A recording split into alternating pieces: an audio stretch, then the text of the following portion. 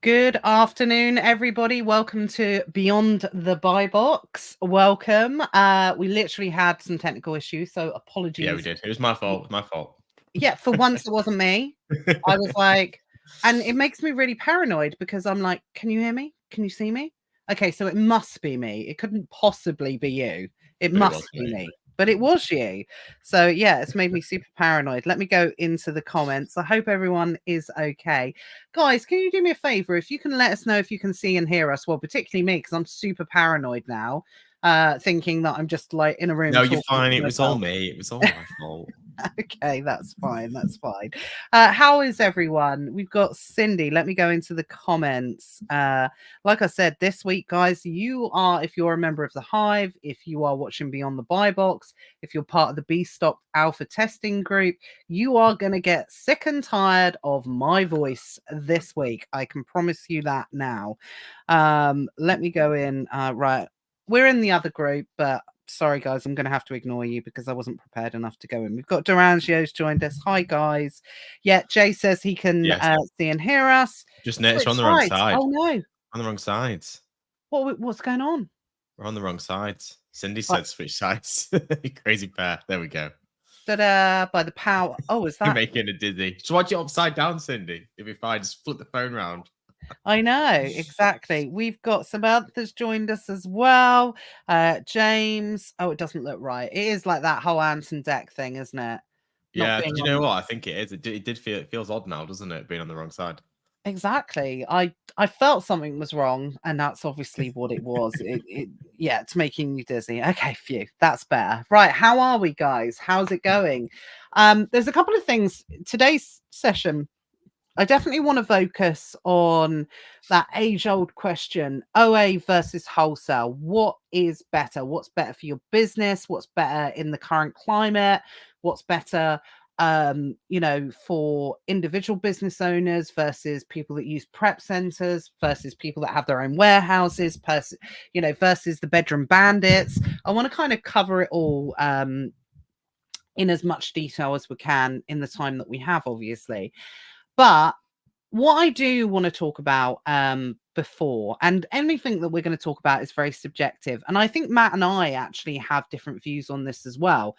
In this current climate, I think a certain model is better, and it differs from Matt's view.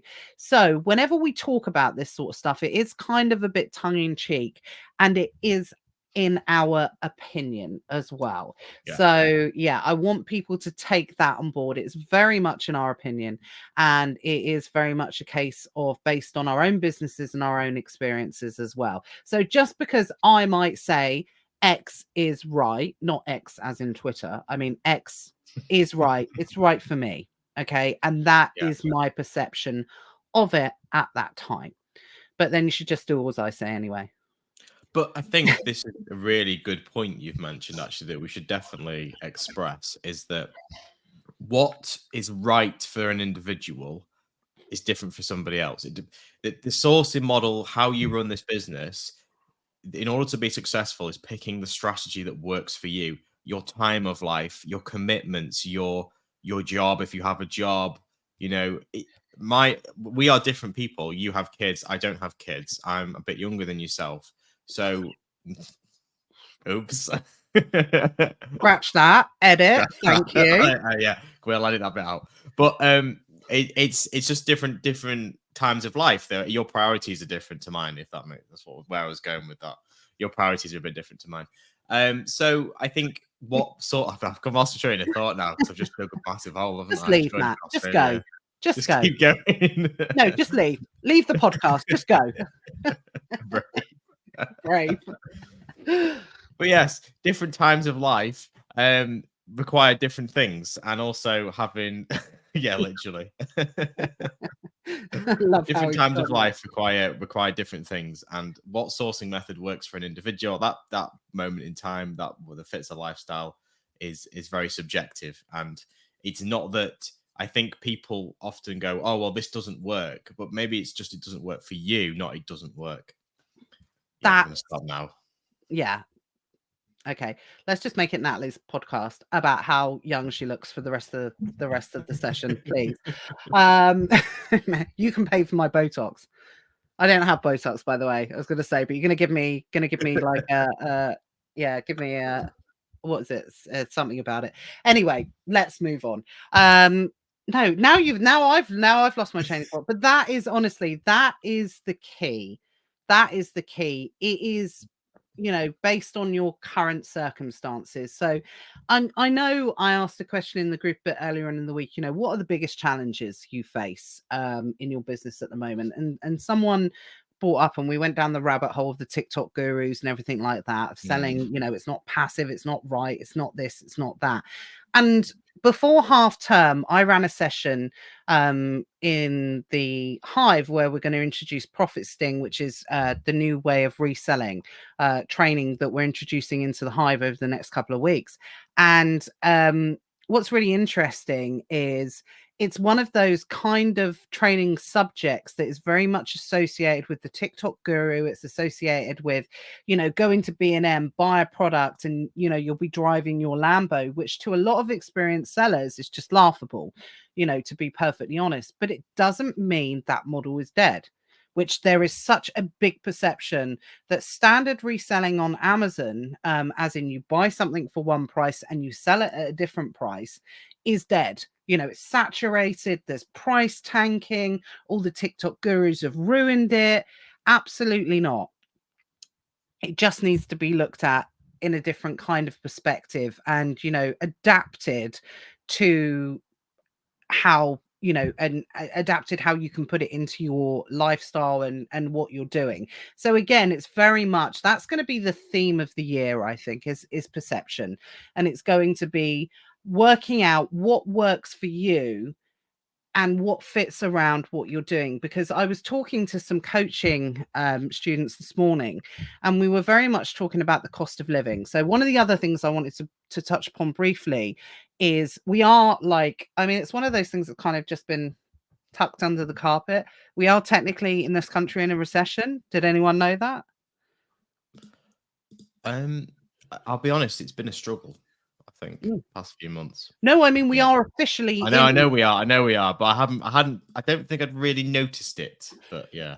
No, I mean, I've not noticed it, to be perfectly honest, because we live a life, we very much, I suppose, run a business that would be considered to be, if I was to put it under a certain description, it would probably be considered a lifestyle business more than anything else. The businesses that we run, run a certain type of lifestyle, which tends to move you away from the masses, where you don't worry about the announcement of a recession or something, because it doesn't really affect us, to be perfectly honest, as it stands at the moment. And I don't want people to confuse that with arrogance and like, oh, it doesn't affect us because we're so brilliant and we make so much money and we're so great at what we do. But when you are not reliant on someone else paying your wages, as in you have a job, or you're reliant on someone else making profit to fund your lifestyle, you tend not to be affected by those sort of announcements. And it's a bit like you're aware, but you're not really interested because it doesn't really affect us. And Debbie's right. We've been in it for longer than, they've been saying, in terms of inflation's much higher than the actual numbers and things like that. But the guys I was speaking to this morning, we were talking about it. And generally, I don't understand how people that are not running some sort of side hustle, in control of their own fate, running their own business, doing something to cover the extras in life. I really don't understand how people are living unless you're a high earner, or you sit very nicely below that 52,000 and you're in I know a lot of people that sit below the 51,000 before you go into the next tax bracket, but there's two earners in the house, so you're maximizing that salary as much as possible. They live quite a comfortable life because you're getting the best level of tax, and 100 grand between two people is that's a good level of earnings, right? So yeah, I don't understand, if you're in what would be considered to be like a normal job and you're not doing how are you living at the moment? Maybe I'm just out of touch. Maybe I've been out of the matrix for so long. Maybe I'm just out of touch. I don't know. But you're the same, Matt. You're not in the matrix either. So No, no. I mean, yeah. I mean, I'm. I suppose the problem is I am a little bit out of it though, because me and my wife are we're two very middle earners. We live a fairly inexpensive lifestyle in terms of, we have a smallish house. We have a house much smaller than we could afford if we were stretched ourselves. We have one car between two of us, so we never really struggle financially. We don't have kids as well, so it's very hard for me to sort of relate, I suppose. But definitely in terms of other people, I can see how challenging it is. But one thing I can certainly attest to is how challenging it's been from a cost management point of view for the business. yeah, Like, it's not just obviously the individuals. Everything's going up for individuals, but also everything's going up for businesses. Like the cost of cardboard boxes, the cost of energy is still astronomical. Like we're still paying thousands and thousands of pounds a month just to run yeah, the warehouse in terms of energy and things like that. Whereas 4 years ago, we would pay, our energy bill was about £2,000 a year. It's now £2,000 a month in the yeah. middle of January. So it's absolutely astronomical costs that have gone up. Obviously, wages are going up again in April, minimum wage. Although we pay way over that, it still, puts cost pressure on us to increase our wages to remain competitive. So certainly feeling the pinch from the cost management point of view from the business. Yeah, absolutely. It's interesting what Sean said. We're going to talk about this OA versus wholesale, and I think I'm quite on board with Sean. I think I've got, spoiler alert, guys. I do think for this moment in time, I do think retail online arbitrage is, a slightly better model to go down at the moment. In terms of the vanilla stuff, this is what I'm talking about. If you're just going to arbitrage, buy, sell, which I consider wholesale to be arbitrage. It is arbitrage. At the end of the day, you're buying at a certain level, and then you're selling hopefully at a high level. That is the definition of arbitrage. That's what it is. So from my point of view, I don't want to spoiler alert it too much, but Matt's very much on the wholesale team. I'm very much on the retail side of, in this current market, and where we're heading for this year is, a good indication of where to go, but we'll talk about that at the moment. But yeah, it's finding different ways to be able to do things and facilitate certain lifestyles, but we'll come on to that in a moment. But yeah, I just wanted to pick that up because I didn't want Sean to think I was ignoring his comments, because they're very valid, I think, in this marketplace for sure. Yeah. But before we come on to that, I just wanted to spend 5 minutes, and when I say 5 minutes, it'll probably turn into half an hour, talking about, because there's probably some chatter that you've seen. It's not going to affect the majority of people that are in this group unless you're selling in the US. There's been a big shake-up on, or there's going to be a big shake-up on shipments. Have you guys heard about this? About, shipping into the US and shipping within the US as well, that there's going to be a lot of changes over the next couple of weeks come the 1st of March. It's one of the biggest changes I think I've seen from a logistics point of view since I've been a seller. That's what it looks like in terms of not necessarily the infrastructure in the way that it works. That's changing, but also the fee structures as well. So, like I said, it won't affect the majority of people, but this is very much an Amazon podcast that deals with the latest changes and things like that. So I think it would be amiss if we didn't talk about it to a certain extent. So you guys know that if something like this were to come to the UK, which the US is always the precursor for the UK anyway, we know that, but we don't know. This is a geographical issue, and obviously the States is what, 100 times bigger than the UK. Yeah, So it's interesting. It's interesting because I imagine the same thing. I don't know if this will come to the UK, because obviously the UK is so much smaller. Yeah. The UK is smaller than one single state. But also, if you think of it from a European perspective, I think the mainland Europe is roughly similar size to the US in terms of geographical, if we factor the whole of Europe in. But in Europe, you would never send all of your stock to one country and have it sort of redistributed across the whole of the EU. Generally speaking, I mean, obviously, I'm talking from pre-Brexit or someone inside the EU, because obviously now with Brexit it's all a bit more complicated. But generally speaking, what we used to do was we used to send some to Germany, some to France, some to Italy, some to Spain, and so I think it's just sort of more natural to do that in Europe. But therefore, obviously, I think Amazon's looking at the cost of logistics of running stuff across the country for countrywide distribution and going, this is costing us too much money. Yeah, absolutely. And it's one of those type of things that if you look at it and you read it in the way that Amazon has published it, it's scary. It looks scary, but I want to kind of reassure people that this isn't new. If you've been a seller for a certain amount of time, this is actually how it used to be. In the UK, shipments used to split a lot more than they do now. So let me just quickly run over it for those who don't know what it is and might be worried that it's going to affect them. So first of all, if you just sell in the UK, this isn't going to affect you. So there we go. That's the quickest explanation you will ever hear me say. So don't even worry about it. It's not going to affect you, or it certainly won't, or it's nothing that you need to worry about for the moment. If you do sell in the US, so you are physically selling any type of products in the US, then yes, this is going to impact you, regardless of what your company setup is or how and what model you are selling. And, you know, if you're selling on, well, it is an Amazon product policy. So why it's come about, geographical, it's logistical, it's geographical. It's come about, in my opinion, due to the fact of stock placement, the country being so big, and Amazon no longer want to pay to transfer the stock. It's to do with reducing delivery costs across the US. You know, I would say that's the reason of which this has come from. And it's actually a really legitimate reason for Amazon to do it. I'm not annoyed at Amazon for doing this, because why should they absorb the cost, you know, for the cost of increase in logistical, you know, delivery costs and things like that? They shouldn't. They're a business at the end of the day. Of course they're going to pass this on.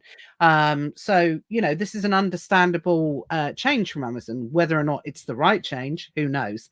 Time will tell. But essentially what it comes down to is the US runs in exactly the same way as the UK, in the sense that you put your shipment in, tells you where to send it, and you send it in. That, you know, that's how it works.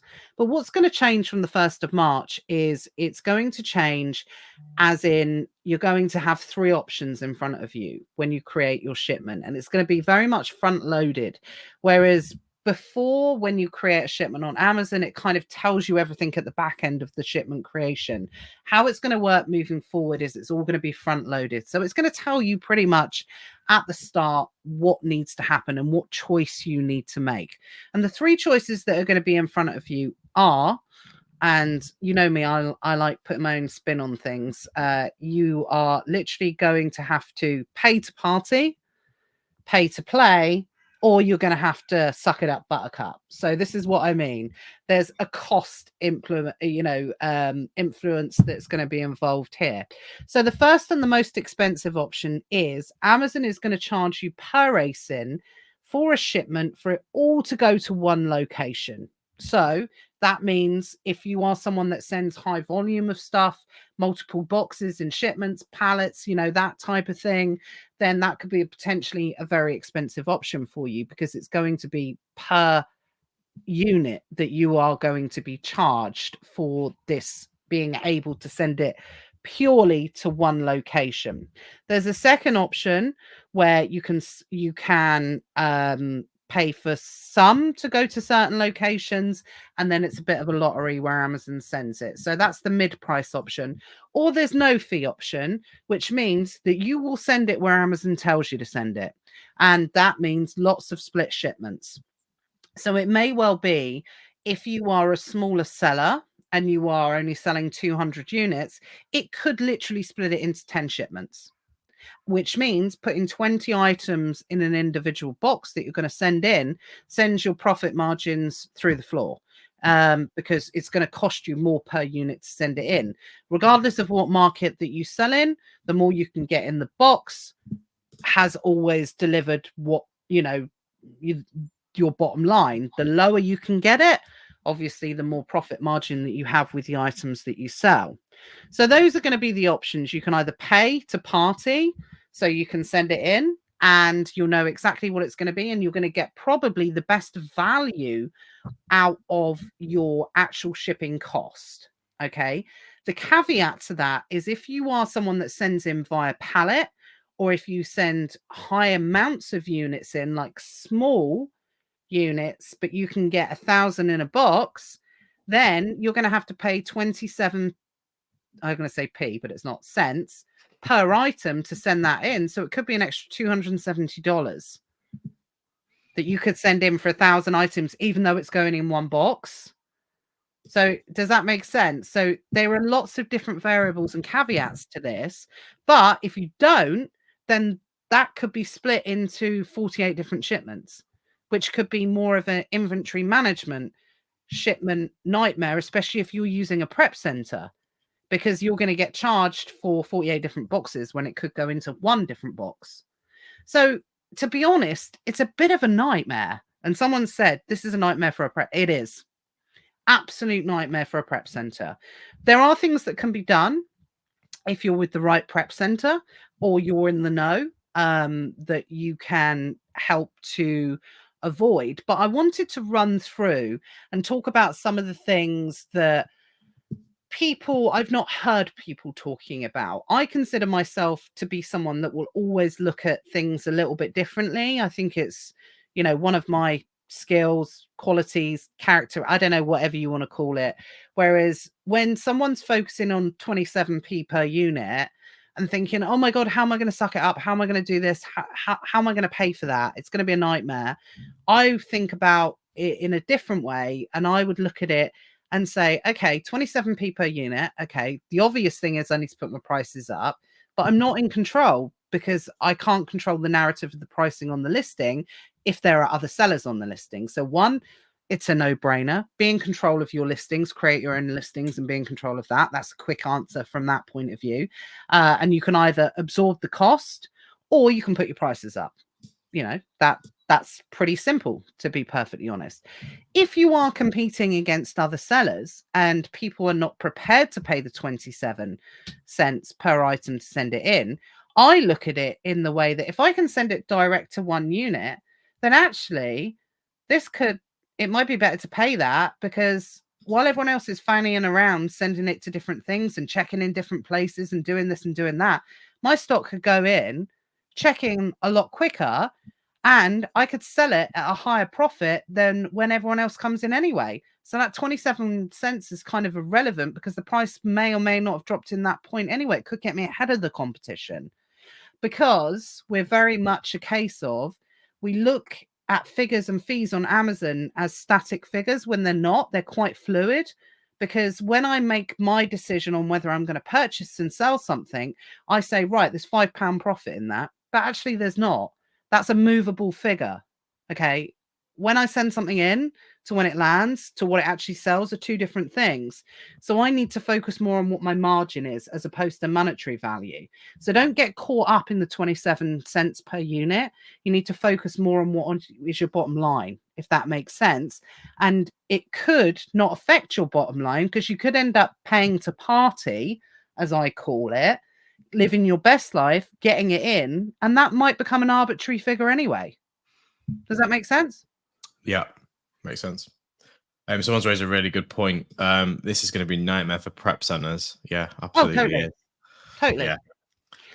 Yeah, And that's what I mean. I think the bigger challenge as well is going to massively increase the prep fees, because you're not necessarily going to optimize your inbound distribution. So how it currently works, obviously, you put stuff in a box, you fill a box, you ship a box out.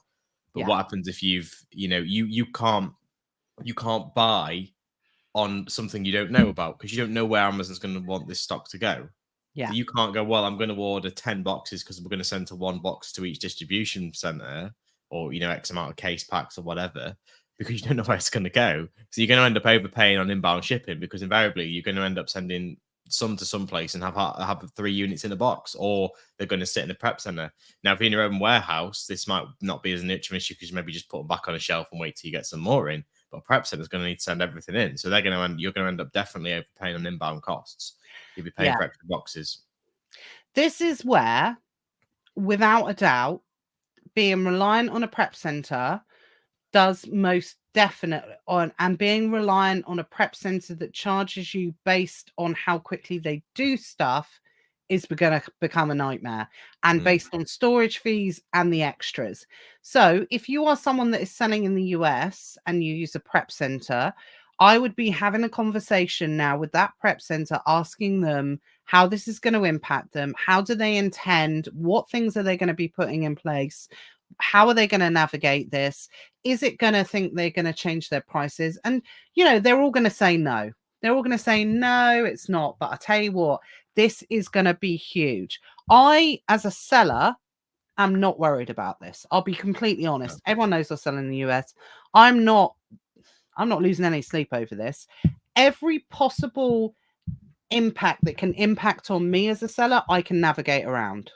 Okay, I can navigate around by looking at it proactively, by working out ways to get around it. I've got experience and ideas in the arsenal and the ability to implement them that I can get around this. I am not bothered about it. If I was a prep center owner, I'd be pooping my pants, to be perfectly honest, unless I had a plan, because I know the answer will be, yeah, it's not really an issue for us. And by the way, of course, I'm talking about from an American point of view, because this is an American issue.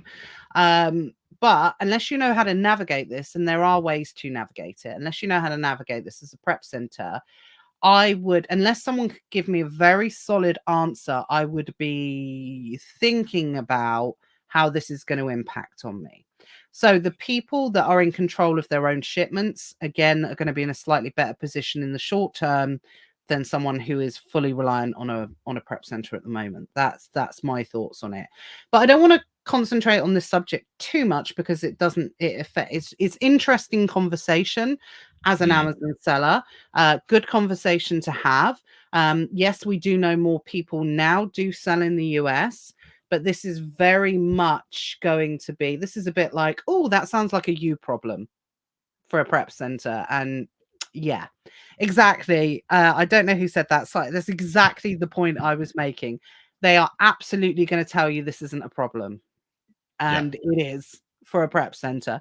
It is a problem for a prep center, because most prep centers that are of a certain level will base their pricing on how quickly they can prep your goods and how quickly they can get your stuff out and storage, and they'll factor all of that in.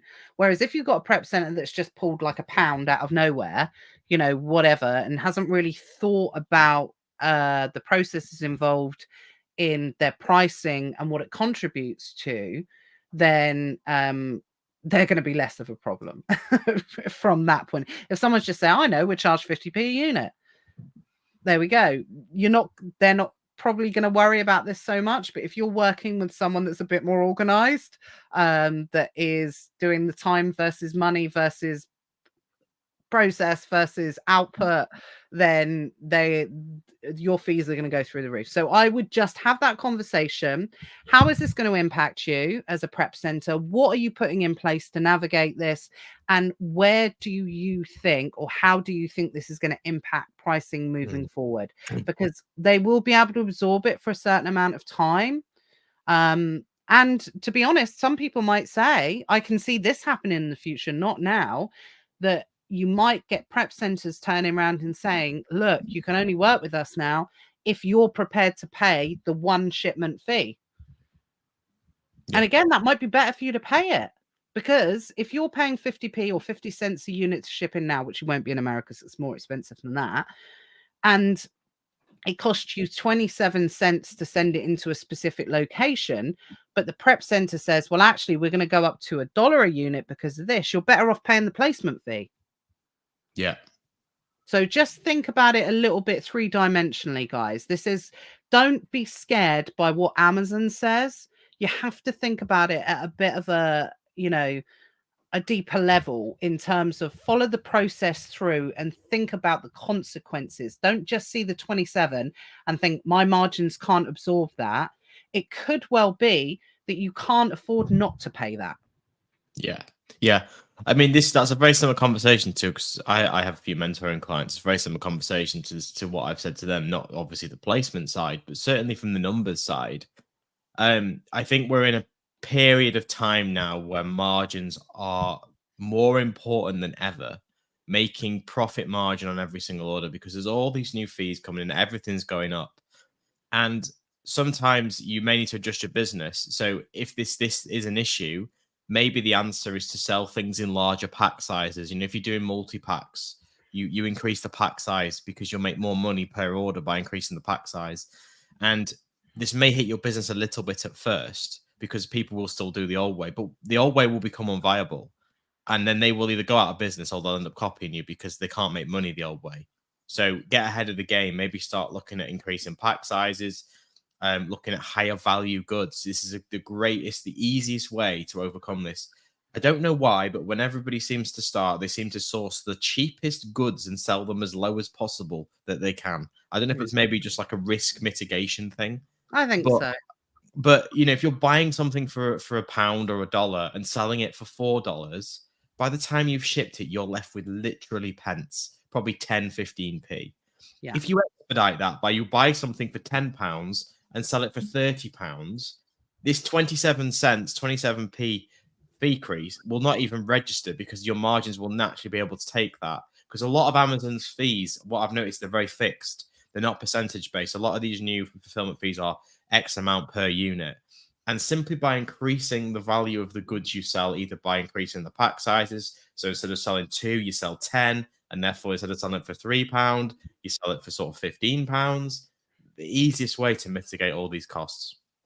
Yeah, absolutely. And Simon is absolutely right there. And I did a Beyond the Buy Box, or formerly Never Mind the Buy Box, about a year ago, based on this and that realization of we are now we are out of the crazy good times of COVID. And I say that tongue in cheek, guys, not people, whatever, getting sick and doing this, but this being a really easy business and like chucking a load of poop against a wall and it's sticking, because that absolutely could happen, during that period of time.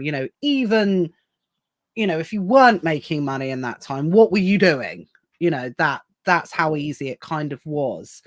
This really does, without misgendering anyone into 2024, it really sorts the boys from the men now.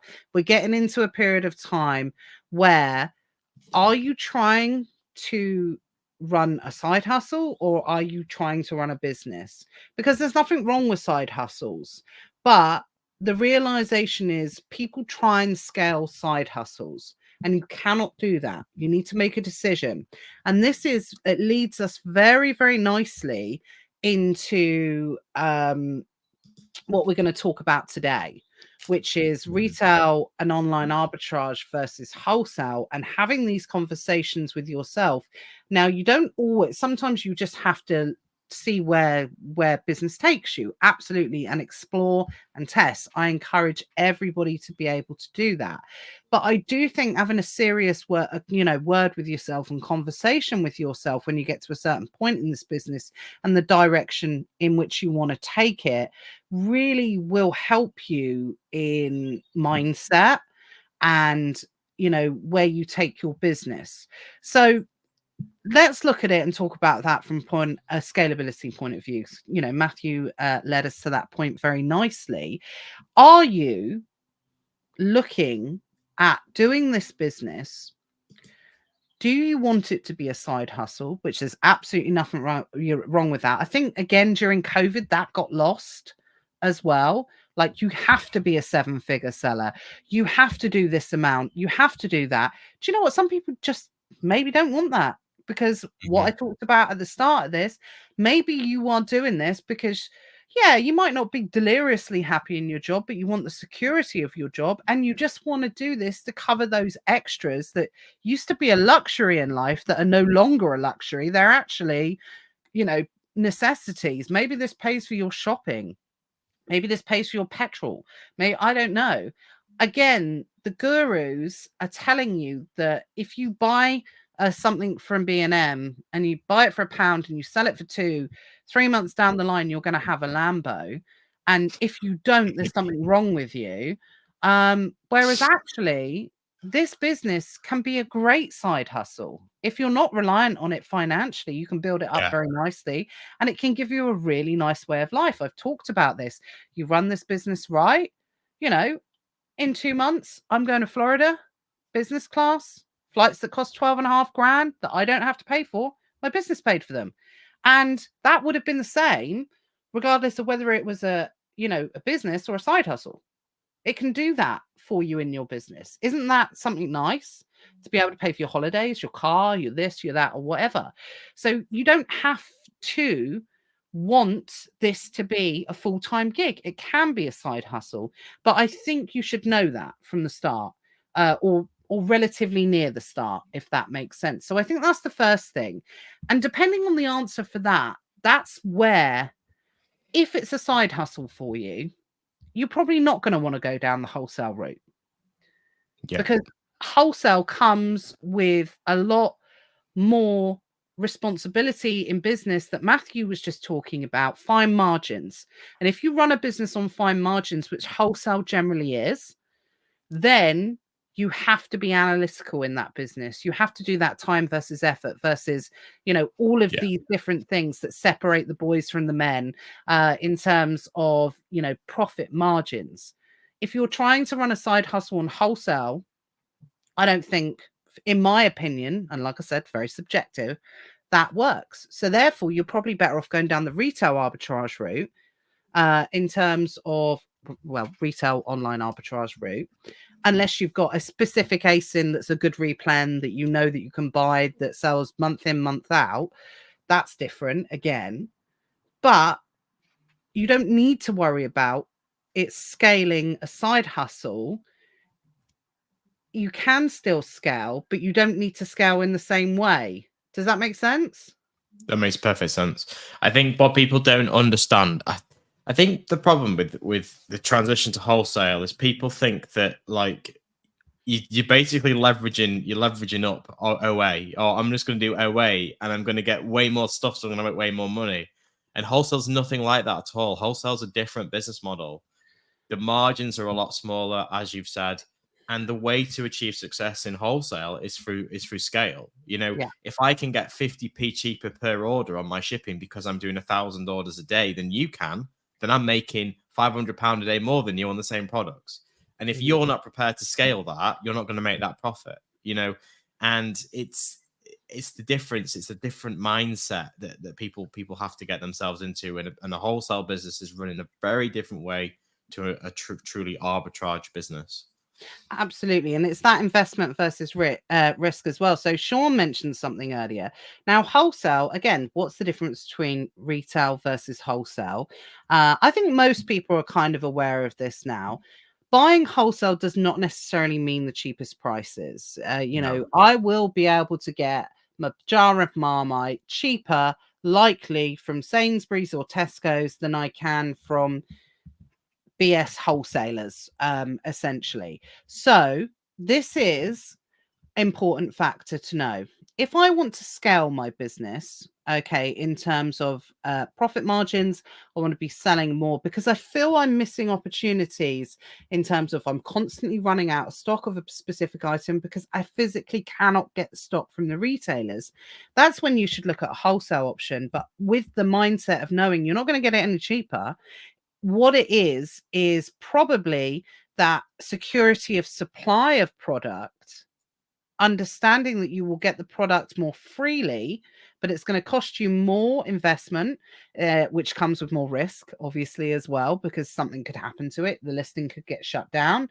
And if you've invested in something, at a high level, then you could get burned. So that is a mindset shift difference between the two anyway, as well. But you then have to consider the compounding effect of wholesale versus arbitrage, because if I'm selling 10 units every single month of my Marmite that I can get from Tesco, I'm probably going to have the maximum level of monetary profitability. Whereas if but I could be missing 50 sales every month. Okay. If I transfer that to wholesale, in terms of ROI, my profit and my margins are going to go down. But over a longer period over the year, I'm going to have, sorry, I said that wrong. I'm going to have more monetary profit over the year. So your margins and your ROIs are probably, or they should be, higher in retail, whereas your monetary, your bottom line, your overall net profit will likely be more, but it will take longer to be able to scale to within wholesale. Yeah, absolutely. And as well, I think you've got to realize that even if you're selling the same products, the way to make money in wholesale is to sell 10 at a pound rather than buying one and making £10. That's the literal difference. And it depends which again, it's all back to like what we said at the start. It's back to lifestyle, business, time of life, business objectives. If you're maybe this happened to anyone, anyone can do this, but it depends if what your situation is. Now, wholesale, I don't think you can run a wholesale business part-time. I just don't think you can. For the volume of product you need to get through, the cash requirements, the constant numbers, because it's such tight margins, generally speaking, you need to always be on your numbers. You need to know the numbers of every single product. And you should always be refining your operations. You go into the warehouse, right? Well, if we did this the other week in our business, we moved the desks around because it saved 30 seconds per order because it was closer to the shelves. Now we do 30 seconds per order times $100 a day times X amount a year. That's like, thousands of pounds in labor costs saved. And that's the macro increments that you need to be implementing in wholesale to make it successful. You're not looking at going to Argos and buying 5 things. You're looking at, right, well, if we relocate these desks, then we can make £1,000 a year because we save the picking time, or we group these products together. These are our most popular sellers. So if we put them nearer to the desks, we therefore reduce the labor time. It's all these kind of different macro. It's a different management style, a different business. And different people as well. And again, this is the highlight of it. I wouldn't do that in my business. Now, Matt, I know you would. I know Matt Cromie would. I know Johnny would. I wouldn't do that because I have a different skill set, in the sense of I don't sweat the small stuff. And I don't mean that disrespectfully. It's not my job in my business to sweat the small stuff. I'm a creator. So what I mean by that is I worry about the money coming in. It's someone else's job in my business to be able to worry about what goes out and, everything like that. So I'm in the best possible position to be in my business because, I'm in the unicorns and rainbows land, just worry about what's, the creation side of it. But for someone else, that's the hardest part of it, and again, it's about knowing what your capabilities are and being okay with that. I am famously bad at technology. I am famously not worried about sweating the small stuff and the bottom lines and things like that, because I have allocated someone else in my business to deal with that, and that's fine. I don't need to be that person. And again, OA versus wholesale. If I wanted to build a purely wholesale business, I would need to be aware of my capabilities in business and knowing that that model is just not for me. Or I can do it, but I need to be in a position that I can bring someone into my business that will focus on those micro elements, in the business, because I'm not going to do it. It's as simple as that. So it's understanding it. So it's really important when I say have a word with yourself, guys, in terms of what you want. That's so important, in which direction you want to go down the business in that route. Do not be glamorized into, you have to go wholesale on, you have to do this and you have to do that. And it's also that definition of understanding the difference between what I consider to be wholesale, what you consider to be wholesale, that definition of what the business is. Like for me, I consider Johnny to be a wholesale seller. Okay. Whereas I do not consider myself to be a wholesale seller, even though I purchase a certain amount of units or X amount of products from wholesale, because I've just found a good route to be able to do it. I do not negotiate with wholesalers. Johnny does. That's very important part of his business. I am more about the level of supply. That's all I really care about, because I create the majority of my own listings. So therefore I'm in control of my own, destiny in terms of pricing. So that's not really as much of an element for me as it would be for a truly unique wholesale seller. So you have to have that level of skill set in your arsenal. You have to be prepared to do it. And if you're not prepared to do it, is it the right business model? So that's a big difference. Focusing on the small stuff, you don't need to do that as much in retail online arbitrage versus wholesale. And I think people don't talk about that. They don't, because, well, I mean, it's not sexy either to talk about. I think it's sexy, but But then again, another thing there, you've just, again, analyzing your skills, it just actually came to me. Some people are naturally introverted and some people are way more extroverted, like you yourself are a natural extrovert. I'm somewhere in the middle. I'm not quite as extroverted as you are just full of the compliments for me today, Matt. I'm old and extroverted. You've had a week off, so this is what you get. But again, it's knowing what you're good at. So if you're not good at speaking to people, retail arbitrage is not good for you, because you literally got to walk up to someone in a shop and start talking to them about stock. If you're a natural introvert, then you're going to really struggle with that business model and make it work. And certainly with wholesale, in not so much in the way you do it, because like you said, you don't need to negotiate with price. It's more about the creativity, finding the products and putting them together in a profitable way. But what I do and what Johnny do, it's all about hammering out negotiations, being friendly with people, meeting people, getting to know them, and all that kind of stuff. And I often just have random phone conversations with suppliers with literally no intention of buying anything. So it's a very different model. It's very different, and it's all about your skill sets. If you're not a natural extrovert, you're not good at talking to people, play to them skills. You probably are far more analytical, because that's you naturally are, and therefore doing a different business model would suit your style. Because there's no point doing something you hate. If you absolutely despise people and going out and shopping. Because I know I love retail arbitrage. I love sourcing, but I know people say it's the worst thing in the business. So again, removing those barriers. If you hate sourcing, building a replenishable wholesale model is going to be way less sourcing for you. If you love sourcing, then retail arbitrage, which constantly requires sourcing, it's going to be a better business model, and you'll be naturally more successful because you're doing what you enjoy and what your natural skill set is. Yeah, I think so. So I was in Superdrug last night, and I was taking my daughter to cheerleading, and I always go shopping when I was taking there, and I actually spotted a product that I've had trouble sourcing online from Superdrug for this particular product. And I spotted that it was buy one, get one half price, and they had loads in stock. They had like 20. So I snapped them all up. Always leave 2 on the shelf, always leave it. And I know some people are like, clear the shelf. I'm like, no, I always leave 2. And it's having that ability, like most people would be like, oh my gosh, she's taking 18 units, or I think it might be 16 units, something like that. Someone's going to ask you, and you're like sweating it.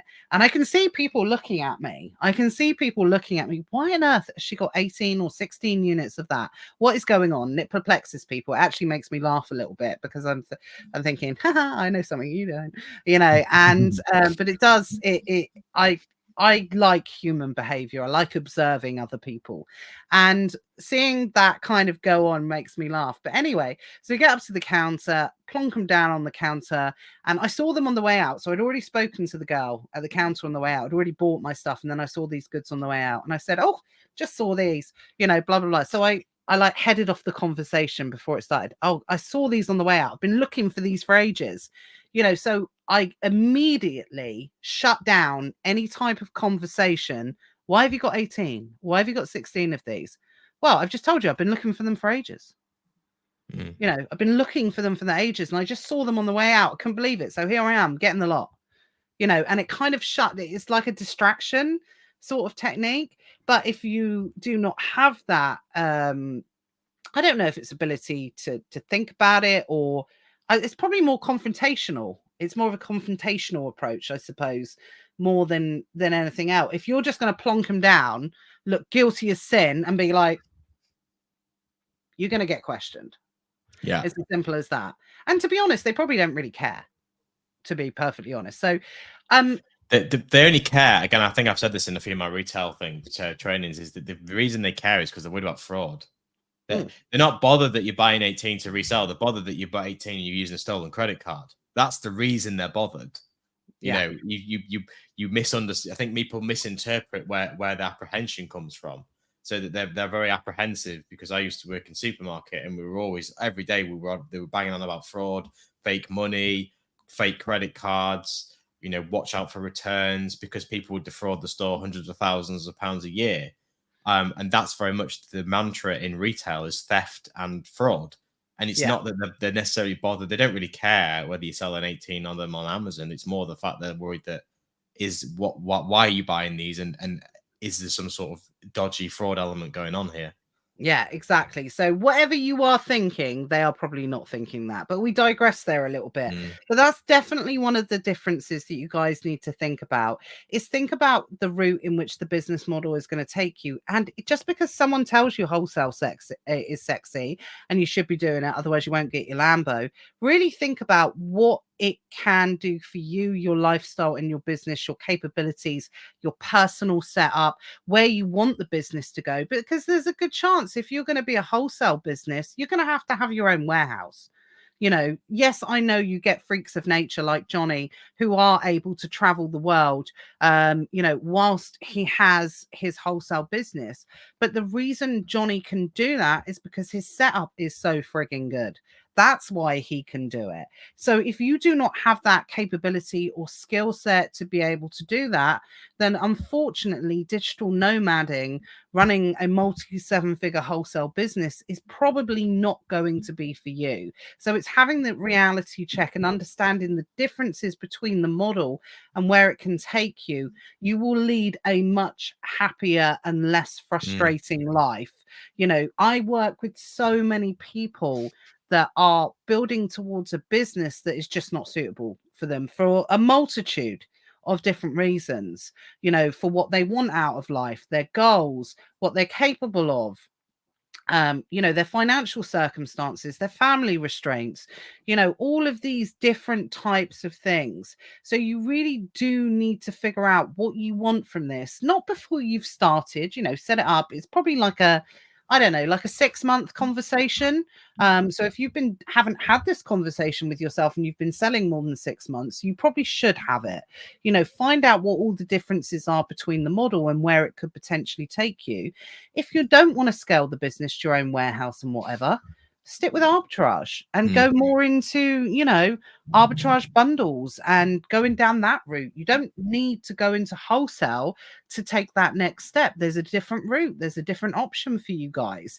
You have to know what you want to be able to achieve out of it, because the main differences that come between arbitrage from a retail point of view versus wholesale is going to be scalability. It's going to be investment versus risk. It's going to require much higher levels of investment versus a much higher tolerance of risk. I've got crap risk levels. Like, I am crap at risk levels. So I like to mitigate my risk. Anyone that's done any of my training, I mitigate my risk so much that it's almost a guarantee that it's going to work.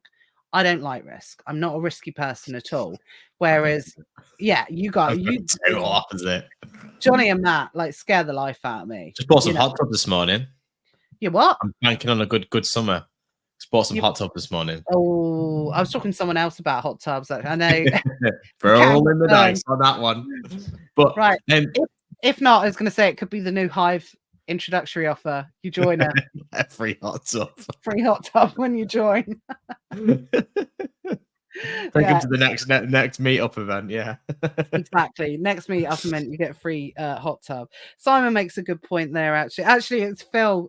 Phil, I don't want to bring up hot tubs too much. He'd probably go and sit and shake in a corner if we bring up hot tubs too much. But yeah, I'll let him say about that. But yeah, again, time constraints as well. Believe it or not, once you actually get once you've got the logistics of an wholesale business, whether you do it for a prep center, which again, I believe that there's probably only a certain level you can scale it to with a prep center. You know, if you want to go above 7 figures, you really do need to consider your own premises at that point. But if you want to stay kind of 7-figure around that sort of wholesale, that can be done through a prep center. And if you are someone, and you want that kind of 4-hour work week, if you're not prepping yourself, if you're on wholesale, which means that you're just literally clicking and reordering products, that's actually, a really good business to have. That's going to be one of the most time-freeing businesses possible. Yeah. I think I just want to dive into what you've said there, actually. One of the really crucial differences that people sometimes misunderstand is, in my opinion, this is certainly my opinion, in order for you to have a business and not a job, because I think what a lot of people do in this space is they create themselves a job. Now, it can be a very well-paying job, and there's absolutely nothing wrong with that, especially if you're doing this as a side hustle. But in order to build a business, the definition, in my opinion, of a business is where you can remove yourself without consequence and everything will continue to operate indefinitely. That is, in my opinion, the definition of a business. Until you get yourself to that stage where you can walk away for an extended period of time. Now, we're not talking about, oh, you're never going to speak to them, because obviously you're always going to have input on and seeing it through and things like that. But if you can't walk out of your business and take a year out and it continue operating, you haven't got a business, you've got a job. Yeah. And you've got to understand there's a very fundamental difference there. Yeah, absolutely. And I would actually put myself in the category of, me personally, within my business, I do have a job. I can take myself out of business for a certain amount of time. Perfect example, I was talking to a couple of guys beforehand that I do coaching with, and they said, how was half term? I said, it was great. For the first time ever, I've been truly responsible, and I've told everyone, don't contact me. I'm out. I'm done. And that's the first time I've done that for a really long period of time, but I couldn't do that indefinitely. Yeah. Because I work with people too closely, in the sense of working with people one-to-one, the hive, and, everything that I create for that. And, stuff, this and my own business, the actual selling of my business is the thing that I'm the least amount involved in the physical product selling. That's the least amount. But again, don't mistake that for, I know I've got that job, but that's what I want to do. Yeah. I'm not saying if anyone's got a job that I don't want them. I don't want anyone saying, to I think, think in terms of I've made that choice. Yes, absolutely. And many people want to run the business just as themselves. But this all comes back to what we said back to the very beginning. What do you want? People say, I want a passive business. Now, a passive business is not, I have a prep center and a load of VAs that need managing. That's not a prep center, that's a job. A passive business, a truly passive business, is where you can walk away for a year and nobody needs to contact you, and that business will maintain its sales, continue to operate, and ideally continue to grow, not just survive, but grow. That's a business. Sorry, I've got to read Redouan's comment. I once bought about 15 Pikachus from Tesco, and when I was asked by the cashier why I bought so many, I told her that I felt sorry for them, so I was going to set them free. The cashier laughed and I left. Absolutely. Humor goes down so well in those. So if you're not funny, guys, don't do retail arbitrage. Probably not going to work for you. No, that is a joke. Yeah. I knew the hot tubs will bring up a cold shudder down Phil's spine there. Let's not talk about that anymore. But yeah, so those differences, investment versus risk versus time versus money, those are things you got to get. So when we talk about these differences, I hope you guys don't, or we're not going to talk about, well, the difference between OA and and wholesale is, well, OA is when you order online from Argos and you do this. You guys should know this by now. Yeah. What we're talking about is the fine details of what you want to build OA versus wholesale for that businesses, and what is going to be right for you, because scalability, investment, what you want to achieve, is it a side hustle? But again, I really want to get back into encouraging a side hustle again. I've never been a huge fan of the term side hustle. I think it's just very much associated with like the Gary Vaynerchuk kind of like side hustle, go into Adidas and get a load of trainers and flip them and, you know, kind of do this. Whereas I don't want people to maybe look back at old videos and think I hate the words, the term. You know, I dislike the term side hustle, whereas I am a big fan of the side hustle, as long as you know it's a side hustle. Do not try. And again, if you want to do it to start a side hustle, do it. But don't try and scale a side hustle. You need to make certain decisions and strategic answers within your business. You know, when you come across these things, you can start this business as a side hustle, you can see the potential, and then you can convert it to build a business. Yeah. Okay. Absolutely. That's important. Whereas if you're just trying to, you know, scale a side hustle, that's going to end in tears, because it's not going to be possible, because there's certain directions and there's certain things that you need to do in which you're going to go. But obviously one of the big things as well is the availability of goods as well, and again the strategy that comes with it, with this difference between the both. If you want depth of products and availability of goods from online arbitrage and retail arbitrage, your inventory management and sourcing needs to be on point. You have got to have a great replan system.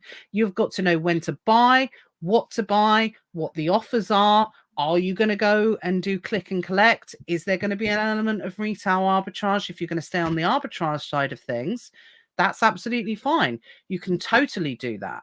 But you have to know that more of the time and the payoff is going to come from the sourcing.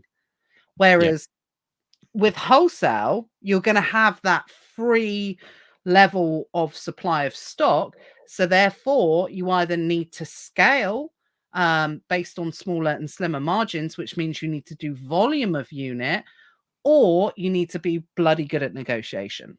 And you need to get it the cheapest if you're not going to do it based on volume of units.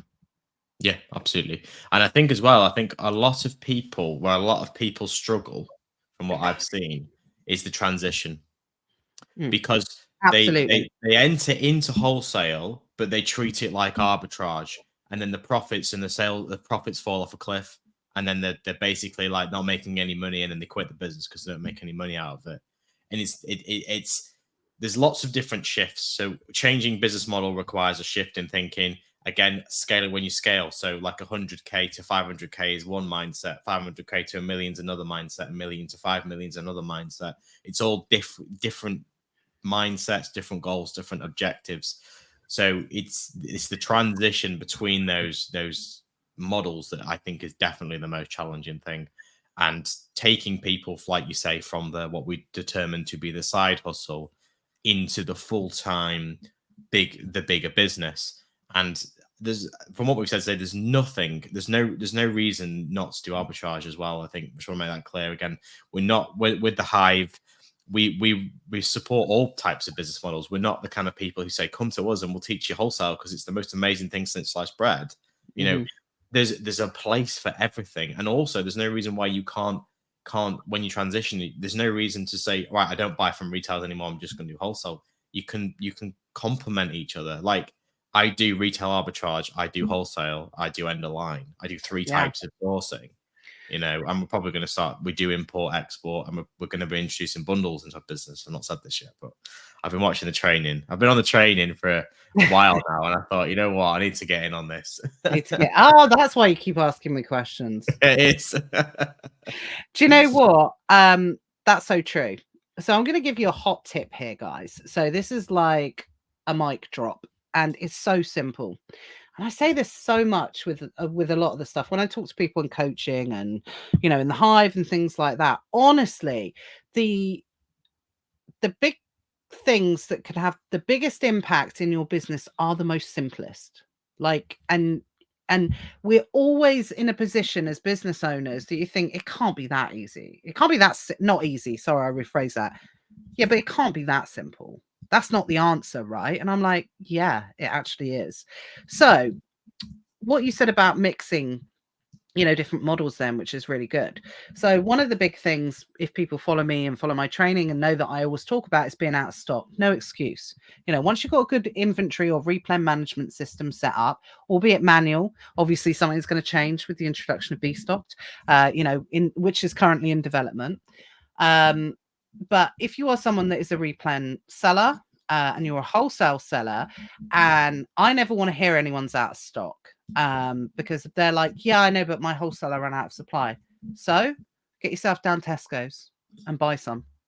Yeah. To fill the gap. Yeah, but I'm a wholesale seller. Okay. It doesn't matter. You're in the business of supply. We are in the business of supply and demand. Okay. So it's not just a case of just because you can't get it, it doesn't mean it's not available.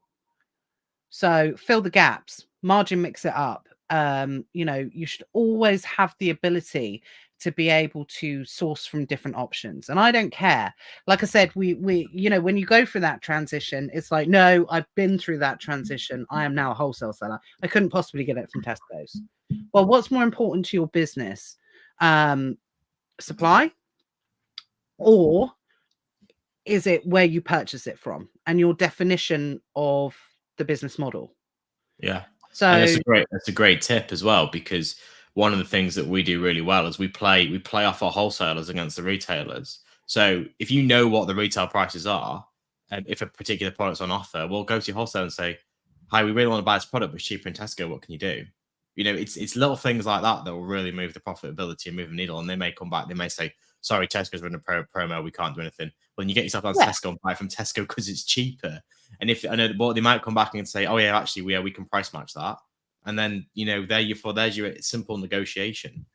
Yeah, absolutely. And sorry, I don't know who said that. Out of stock definitely hurts your account more than people realize. Absolutely. It's Simon that says that. That is so true. You are hurting yourself more. And you know what's really interesting? Again, this is what I get. There's no kind of hiding a little bit, when you do have these conversations with people, because you can give me every excuse under the sun why you've gone out of stock, and I can find you every solution as to why you haven't. The only time you will ever be able to get away with the argument that you are out of stock and it's fine is if that product is physically no longer available. It's been discontinued and you cannot get it anywhere, or there's like a distributor block. You're not allowed to sell it. There's IP claims, or there's this or whatever. There's always a way, guys. There's always a way.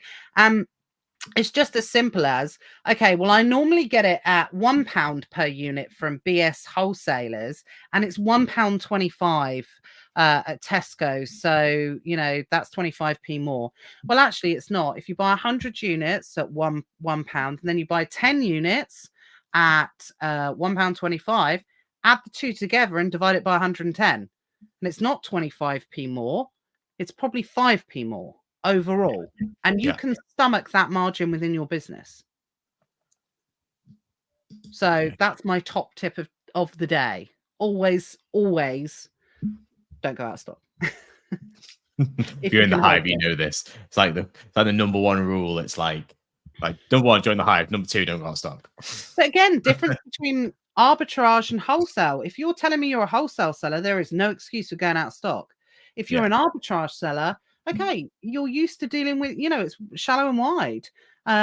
You can buy 10 and you don't need to focus on your replen so much, because you're always, after the bigger, better deal. You're always after the next deal. You're only as good as your last deal.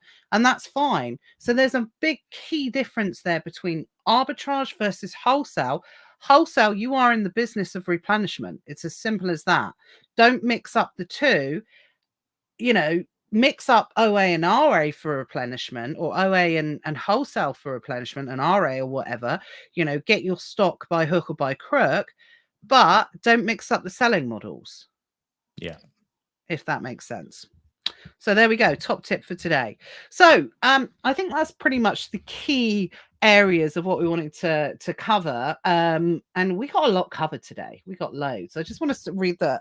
Pokemon seems to be. Simon says, I bought 20 Pokemon books, and the cashier said I'd love a reason to buy 20. And I said it was for a scout group. He laughed, said fair play, and have a good discount card for next time. There we go. Absolutely. So do whatever works and whatever you feel comfortable with. Again, going back to what Matt said, some people will lie through their teeth and they are quite comfortable in saying, yeah, I'm taking these straight down to the kids' hospital. Personally, I wouldn't feel comfortable doing that. But, some people are quite happy to do that. And if that's okay for you, then retail arbitrage is probably going to be something that's going to work really well for you. But just maybe don't go around telling people you do that. Yeah, Unless you want to get judged. I mean, again, a good piece of advice on this is just make sure you have some kind of, if you are concerned about being asked, just make up some kind of story before you go. And generally, that story I wouldn't. Please don't say you take into the kids' hospital, because that's going to get you unwanted attention as well as obviously being quite morally corrupt. You can make a little bit of a white lie. Again, personally, I just be honest and say, oh, I resell these. But a common one I say is, oh, they're for my business. You're not lying, and you're being a bit vague. Yeah, that's a good one. That's a good one. My 99% go-to. Oh, I'm buying them for business. This is why I'm buying them in bulk. But don't overcomplicate your story either, because you will trip yourself up. It's like, okay, so what I'm going to tell them is I've got 15 nephews. One's called Sam, James, Bob, Simon, Rick. And then you're like, oh no, so I bought 4 for Rick and I did this, and they're going to know. They're going to know. So yeah, just keep it simple, guys. It's as simple as that. Unless you're really good at the fine details, you'll trip yourself up otherwise. That's the biggest tip, I think, from spin. But I think, again, most people know I'd love to spend a day on a Tesco checkout, because every time someone put 10 packs of OXO cubes, I'd be going, ooh, what are they for then? I can tell you from experience that gets old very quickly. I can tell you from experience. It's exciting for about the first 2 weeks, and after that, it's not exciting at all. I wouldn't get any work done, because I'd have a conversation with I'd be like, oh, where are you getting that from? I'm far too nosy. I'm far too nosy to be on the checkouts. I would literally, my queues would be so long. Yeah, you'd be getting told off because you'd be well below your scanning. Like, you have to scan. I couldn't work in Audi where they bang them through. I wouldn't be able to do that. Every supermarket's got. I don't know what wage is, but I used to work at Sainsbury's, and they had the scanning thing minimum. I think it was minimum 30 items a minute minimum. Really? Yeah. Oh God. Yeah, I'd get sacked, definitely. 100%, I'd get sacked straight away. So I hope this has been helpful, guys. Like I said, it really wasn't going to be a session of you walk into Tesco's versus you order from such and such or whatever. We really wanted to dive a little bit deeper in terms of thinking about where you want your business to be able to go, and that really should be about understanding the differences in the models and what capabilities you have as a business owner and all of those different areas. So I definitely hope it's been helpful. We've had a good laugh while we've been doing it. I've been insulted. It's one of those things, but there we go. Let me tell you about what's coming up the rest of the week if you are a Hive member as well. So tonight in the Hive, we are going to be talking about hijacking of listings, which is it's quite an interesting subject. So talking about how you can protect your listings and things like that. So if you're a Hive member, make sure you join in for that if you are creating your own listings, because it's going to have some good tips there. Also later on in the week as well, if you are a Hive member and you are on the Stocked inventory management software testing program, Johnny and I are going live at 7:00 tomorrow night, and we're going to run through some demonstrations of how to best use the software in its current form. And we've also had some new features that have been put onto it as well. So we're going to be running through those, and just an opportunity to ask any questions, because the thing is, when you're an innovator and you're creating something that doesn't exist, then there is always going to be questions on how do I use this? How can I best maximize this in my business? But it is important to just understand that what we're creating is essentially pretty much what we've talked about today. It's about being a master of your inventory, of that level of replenishment and management, and knowing where your stock is and in your business. Yeah, definitely. Yeah, absolutely. So, Couldn't yeah, agree more. join us live for that. So when's the replay going to be available? It should go on YouTube It's straight away on away. here. So as soon as we end on here, you'll be able to watch the replay, and it'll be on YouTube tomorrow and the podcast tomorrow-ish, maybe Thursday, but should be tomorrow. Yeah, cool. If you are watching or you're going to watch via YouTube, guys, if you can give us like a thumbs up, pop a little comment onto the actual video as well, because it helps with like the algorithm and whatever you're supposed to do. Subscribe to the Beyond the BuyBox channel if you haven't done so already, so you know that when we do videos or when we do a live or something like that, you're going to get that, you know, notification, or I assume you will if you hit the notification bell or something like that. There we go. Cindy's popped it on there. Thanks, Cindy. So that is the YouTube channel for anyone that hasn't seen it. So that's where the replays goes and various different videos and helpful tips and tricks when it comes to being an Amazon seller. So if you haven't subscribed already, please do so, and then you'll make sure you get all those notifications. You'll just help us out, and it just makes us look like we're real YouTubers. Like we're real gurus. Real YouTubers. Yeah, exactly. Oh, Cindy says that's the Facebook videos. Oh, okay. There we go. Yeah, it's available on there as well. But yeah, thanks for that, Cindy. Appreciate it. There we go. There's the video. Oh, God, that link's still got never mind the buy box. We need to change that. Oh. There we go. That's your job for the afternoon, Matt. There we go. Yeah, thanks for ripping me in. Jeff says, great session. Thanks for joining, guys. Really appreciate it. I'll be back next week. I think I've got a guest next week where we'll be talking about something Amazon or ecom related. But as always, keep using the group, asking any questions, and yeah, just keep on selling. Yeah. See you soon. Take care. Bye. Bye.